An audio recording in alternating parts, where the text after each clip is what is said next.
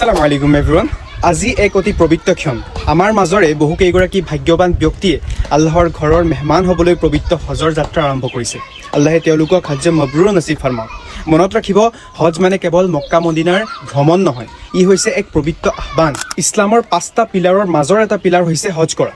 ইয়াক আপুনি যিকোনো সময়ত কৰিব নোৱাৰে। ইছলামিক কেলেণ্ডাৰৰ অন্তিম মাহ জুল হিজ্জাৰ 8 তাৰিখৰ পৰা 12 তাৰিখলৈকে এই পবিত্ৰ ফৰজ সম্পূৰ্ণ কৰা হয়।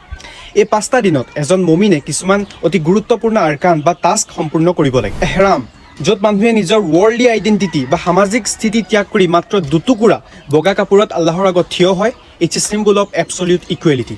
তাৱাফ, কাবা ঘৰক কেন্দ্ৰ কৰি 7 বাৰ প্ৰদক্ষিণ কৰা, ইয়ে ছিগনিফাই কৰে যে আমাৰ জীৱনটো চেণ্টাৰ্ড আপন আল্লাহ হ'ব লাগে।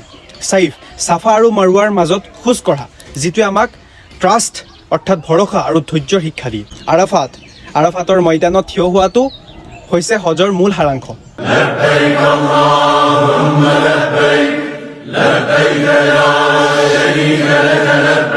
ফিফ্থ, মিনা এণ্ড মুজদালিফা, তম্বুৰ তলত বা মুকলি আকাশৰ তলত ৰাতি কটাই নিজৰ চৌলক, নিজৰ আত্মাক পবিত্ৰ কৰা হয়। তাৰপিছত আহে ৰমি, শয়তানক শিলগুটি মৰাটো কেৱল এটা নিয়ম নহয়, ই হ'ল নিজৰ ভিতৰত থকা সকলো নিগেটিভ ট্ৰেইটছ আৰু শয়তানী কামবোৰ প্ৰত্যাখ্যান কৰা। তাৰপিছত আহে কুৰবানী আৰু হালাক, কুৰবানী দিয়া আৰু চুলি খুৰোৱা, যি এজন ব্যক্তিৰ নিউ বিগিনিং বা নতুন জীৱনৰ আৰম্ভণিৰ প্ৰতীক সূচায়।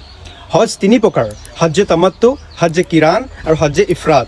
আমাৰ প্ৰিয় নবী হুজুৰ আকদাছ মুহাম্মদ মুস্তাফা সাল্লাল্লাহু আলাইহি ওয়াসাল্লামে জীৱনত এবাৰেই হজ কৰিছিল, যাক আমি হজ্জাতুল বিদা বুলি জানো। সেই বুখাৰীত আহিছে, যিজনে নিষ্ঠাৰে হজ পালন কৰে তেওঁ ঘৰলৈ এনেদৰে উভতি আহে যেনেকৈ এজন নিউবৰ্ণ বেবী, যি সম্পূৰ্ণৰূপে পিয়ৰ হয়, গুনাহৰ পৰা মুক্ত হয়। প্ৰতি বছৰে লাখ লাখ মানুহে সকলো পাৰ্থক্য পাহৰি মাত্ৰ এটা উদ্দেশ্য লৈ একত্ৰিত হয়, সেয়াই হৈছে আল্লাহৰ ৰাজামন্দি, যাতে আল্লাহ আমাৰ ওপৰত কেনেকৈ ৰাজি হৈছে।